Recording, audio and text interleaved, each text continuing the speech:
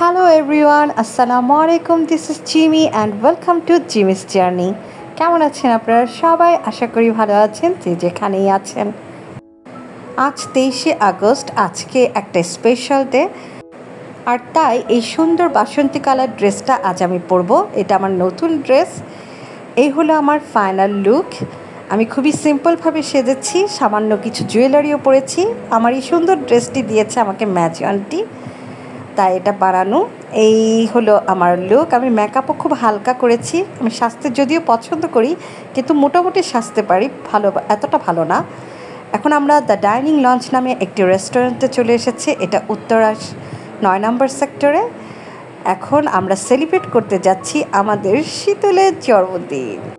সত্যি কথা বলতে আমি আমার বড় মামিকে অনেক পছন্দ করি, অনেক ভালোবাসি। একটা এতিম ভাগ্নিকে যেভাবে আদর করা দরকার তার চেয়ে অনেক বেশি আদরে উনি আমাকে বড় করেছেন। আর ওনারই মেয়ে হলো শীতুল। সো উনি মারা যাওয়ার পর থেকে আমি চেষ্টা করি স্বামী শীতুলকে সবসময় সময় দেওয়ার, ওদের সুখে দুঃখে ওদের কাছে থাকার। জানি না কতটুকু পারি, তবে চেষ্টা করি। আমি চেষ্টা করি কিভাবে ওদেরকে আনন্দ দেওয়া যায়, একটু খুশি থাকুক, একটু আনন্দ থাকুক, মায়ের অভাবটা যেন একটু কম অনুভব করে, সেটাই জাস্ট চেষ্টা, আর কিছু না। এই হলো আমার মিষ্টি শীতুল। মাশাল্লাহ অনেক বড় হয়ে যাচ্ছে। আল্লাহ ওকে অনেক ভালো রাখুক, অনেক সফলতা দান করুক। এমনি সে প্রচণ্ড পরিমাণ বুদ্ধিমতী এবং স্মার্ট একটি মেয়ে, খুবই লক্ষ্মী, এবং সবচেয়ে বড় কথা আমাকে অনেক বেশি পছন্দ করে। আমাকে ভয়ও পায় কিন্তু ভালোবাসে অনেক, যার কারণে আমিও ওকে অনেক ভালোবাসি।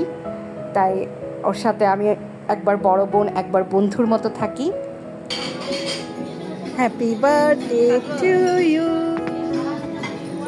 Happy birthday Shitu. তেন ওকে বললাম নিজে নিজে কেক কেটে খেয়ে নাও, কারণ আমাকে দিতে হবে না, কারণ আমি এমনিও এখন একটু কেক খাই না, আমি সুইট অ্যাভয়েড করি। তো আজ এই পর্যন্ত। সবার কেমন লাগলো আমাদের ছোট্ট একটা ব্লগ?